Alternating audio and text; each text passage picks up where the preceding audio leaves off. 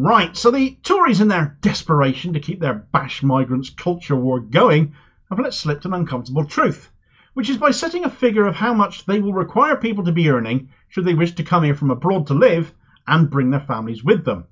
But in doing so, they've also told people here in the UK what exactly you actually need to be earning here in order to get by and have a family yourself. And by doing that has shown which jobs and professions don't actually pay enough to live on and do that.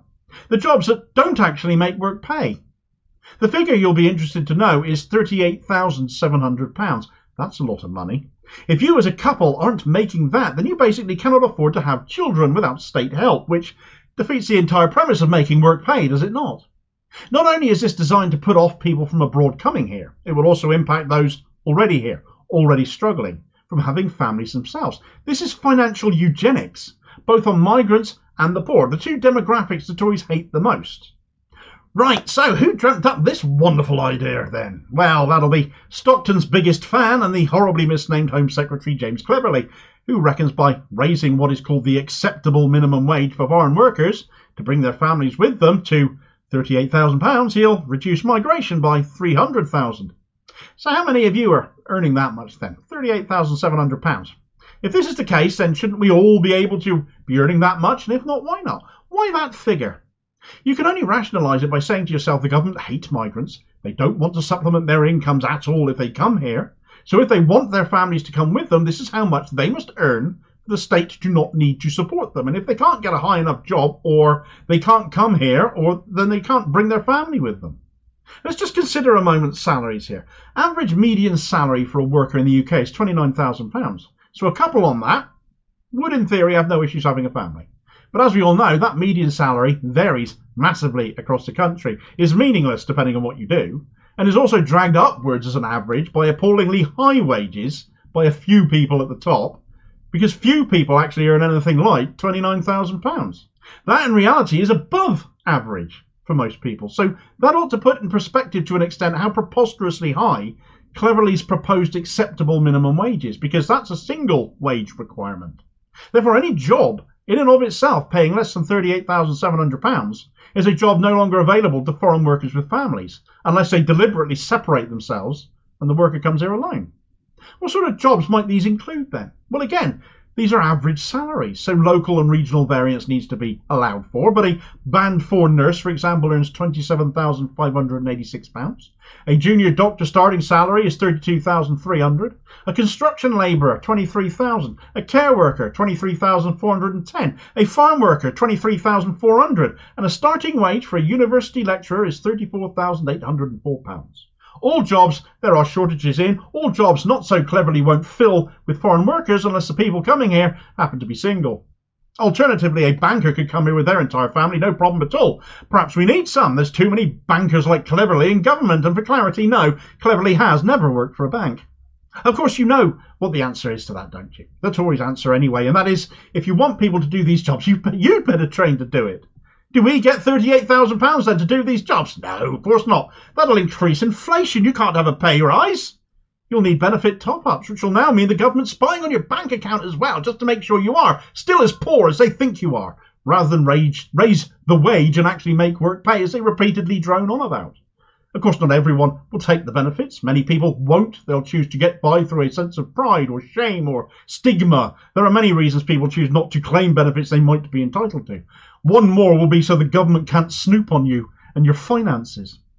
What they've done here is basically buy into the whole foreigners coming here to steal your jobs line, but even if that were true, it's only a job if it pays enough to live on. So this is more coming here to steal your pittance. But even that isn't right. Look at the jobs I listed a moment ago. Every one of them relies on migrant labour. This stunt is basically a message that Britain is only open for single people to do these things. You're a commodity. You can come here and do this job, but only if you leave your loved ones behind because they are, well, empty mouths to feed. Would you accept such terms for your unemployment? Fundamentally, this is all distraction again, of course. This is the Tory culture war open for business. Once again, hoping they're going to win your votes by encouraging you to hate someone else. We know we aren't earning enough here. We know people aren't having families because of it. The government has been encouraging older people to return to work.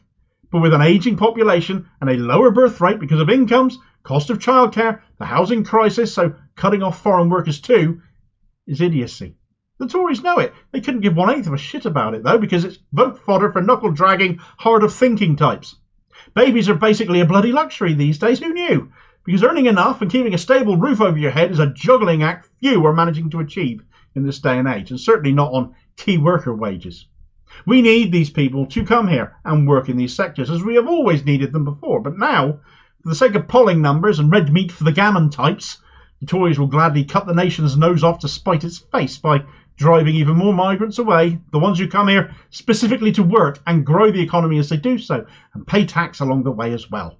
Therefore, this stupid decision is also going to hurt the economy. No argument, it will erode essential services at the same time. Fewer staff members in hospitals. You can imagine the knock-on effect of the waiting list then. They're already stupidly backlogged and stupidly high. But also in care homes, looking after our elderly and infirmed loved ones, picking the fruit and veg we all want to eat.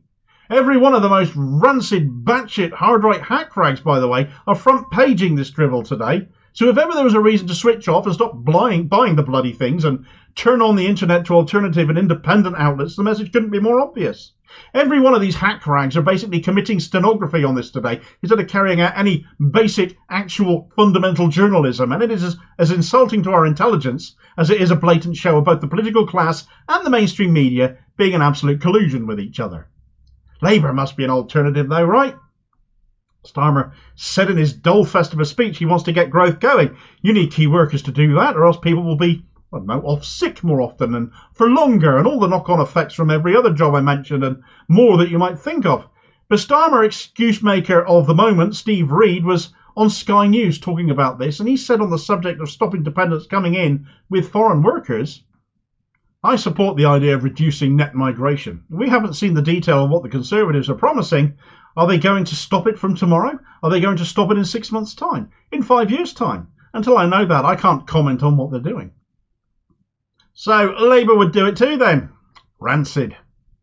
Imagine if you, as a British person, are married to a foreign national. Could you bring your partner here? Well, not if they aren't earning £38,700.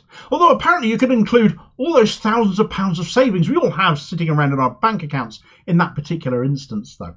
Better not spend it, however. Presumably there could be deportations on the horizon if you did.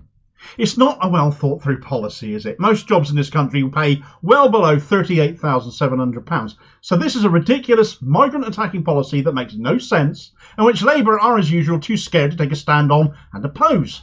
We've all got problems. This doesn't fix any of them. It will in fact make things so much worse in so many ways.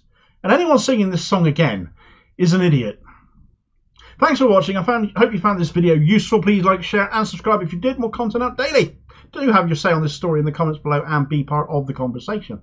Meanwhile, here's a video recommendation where the kind of people the Tories are appealing to are the Leanderthals, the 30p Lees of this world, as Tory thug Lee Anderson went on an insane attack on asylum seekers back in August, reminiscent of Oswald Mosley no less.